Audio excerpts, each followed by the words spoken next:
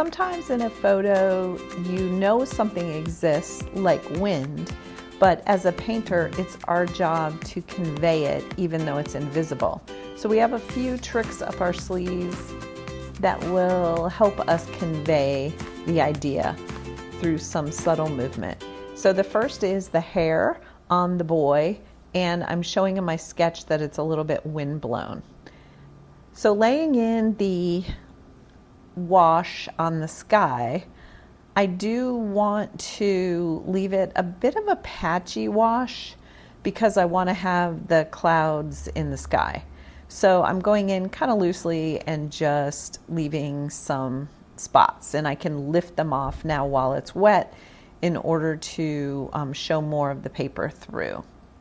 And I can do the same for his shirt here. Sometimes with washes, they get a little bit away from you. Mine is doing that here. So I'm trying to quickly add in some pigment so that I don't get a lot of severe blooms. Putting in the ground, I'm just trying to get a field as a base layer.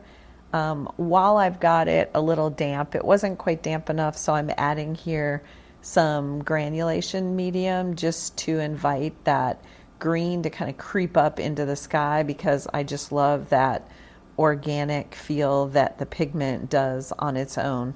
So I'm trying to leave that alone and just let it do its thing. So now what I want to do is add in some flowers in the field. And so we can loosely just put some patches of yellow and then dab in some brown centers while they're damp in order to suggest those daisies. So while that's drying, I'm going into the kite in the air, and I'm putting the brown of the canvas that's reflecting some of the light that's coming through the back of it, because it's a bit translucent itself. And I'm tipping the corners in that hold the kite together, just to get a little more structure to our painting. So here I'm going in with the brown dots I mentioned, but I have waited a little too long, so it's not spreading as well as I want. So what I'm going to do is just add a little bit of water to it, and you'll see it kind of creep up. So putting the design on the kite, no one really knows what it is, which is fine. It's just adding a little bit of interest there. And I'm realizing as I'm painting in the frame that my wash got a little outside of my sketch. So that now it has to become the edge of my kite. So I'm following the edge of the wash instead of my pencil line.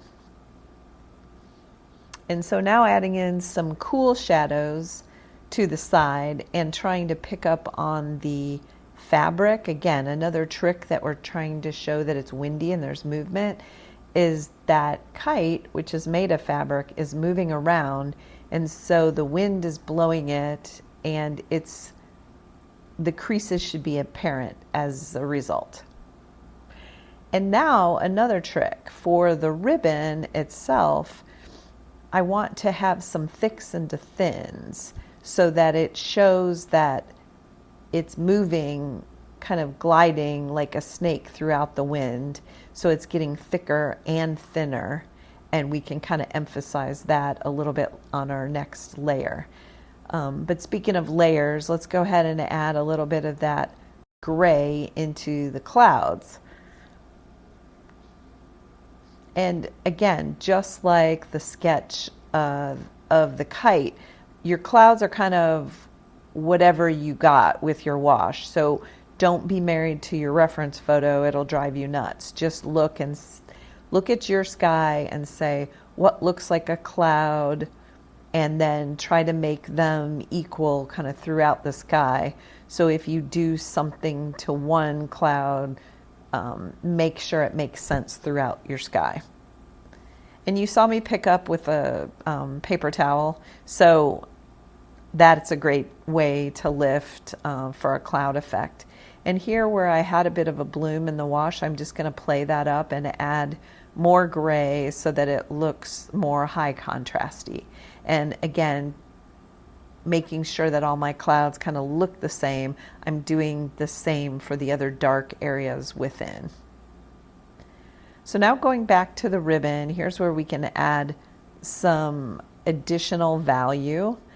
And again, trying to show that it's thicker and thinner in parts. That's going to make it feel like it's undulating throughout that wind.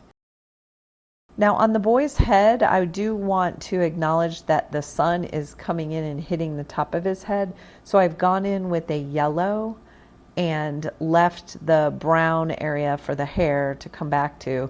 And now I'm just laying in the skin tone as my first layer. Noticing that between his legs I wasn't showing any sky, so I just added a little bit of that. Now for the denim shorts, I want to have some variation in the tones. So while it's wet, I'm trying to move that pigment around pretty quickly. I'm trying to go into where I know that there are some deeper shadows between his legs, where the pants are creasing, and I'm going in with a little bit of additional pigment just to get it started. And now on the shirt is white, but we have to show the shadows. So I'll put in a bit of the Payne's gray, but I'm quickly going in with water to try to spread that out so that I don't get too harsh of a dark line. And if you prefer, you can use a lighter wash just to show enough. But I did read from the reference photo that the shirt is appearing quite gray because it's behind the light. You know, the front of him would be washed in sunlight, and the back of him, his skin tone, the white shirt is all going to be muted down.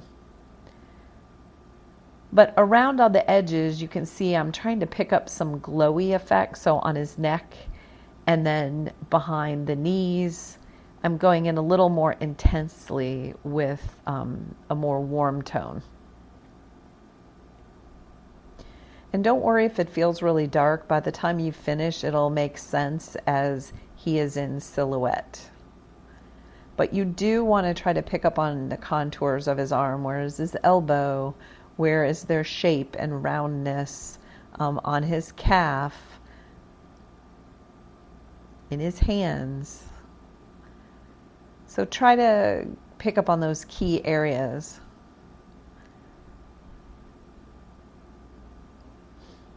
So now I just keep going back into his shorts, trying to resolve the shape. It still feels flat to me. I haven't picked up the right angles and contours yet. So I'm just working on that area specifically to try to create more roundness so it feels more authentic.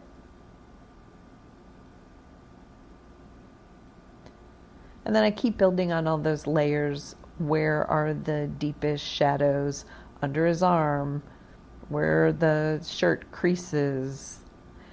Just to kind of, again, create more believability. Even though it doesn't have to be super tight and realistic, you still have to add a few things to make it believable. And I'm doing the same for the landscape here in the horizon. I'm adding a few more deeper value areas so that it feels authentic.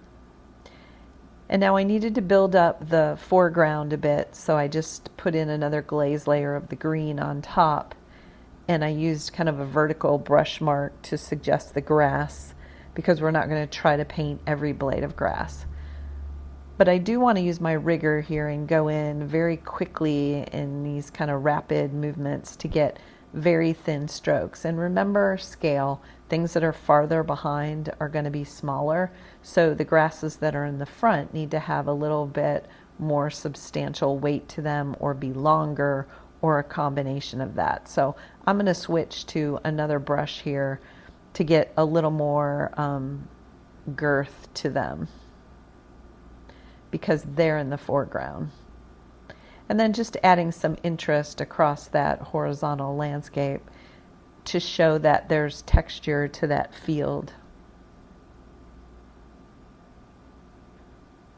So now using some gouache, I can go in and pick up those white flowers and some of the highlights we need. So for the fishing line that's keeping the ribbon to the kite, I'm just going to go in and put a very fine line. You could have masked it off if you prefer for a sharper line, and that would be perfectly fine.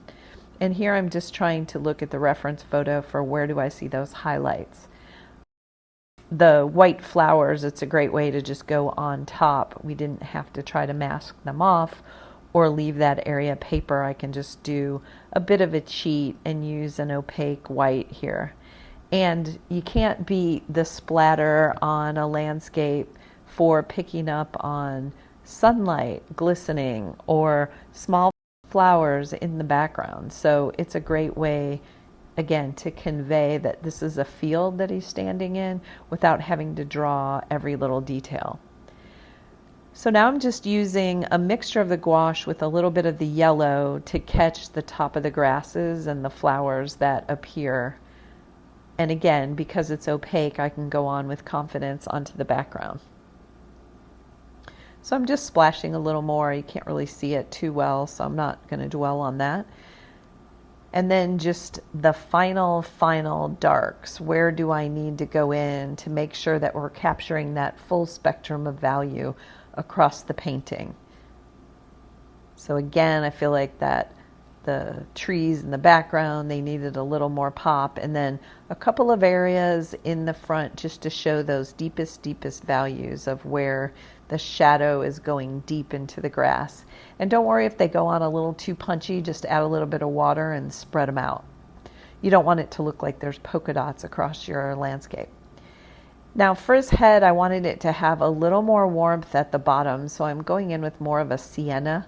That wasn't part of my planned palette, but I just felt like it needed a little bit. And then I kind of lost the sunlight behind the clouds up here. So again, I'm doing a bit of a cheat just by lifting off with the toothbrush. And I'm going to catch a few of those rays by doing the same stenciling technique. And that's a wrap. Thanks so much for watching. I really appreciate you guys, and I love to hear your comments of which landscapes or other subject matters you enjoy painting. Please consider giving me a like, and until then, I'll catch you next time.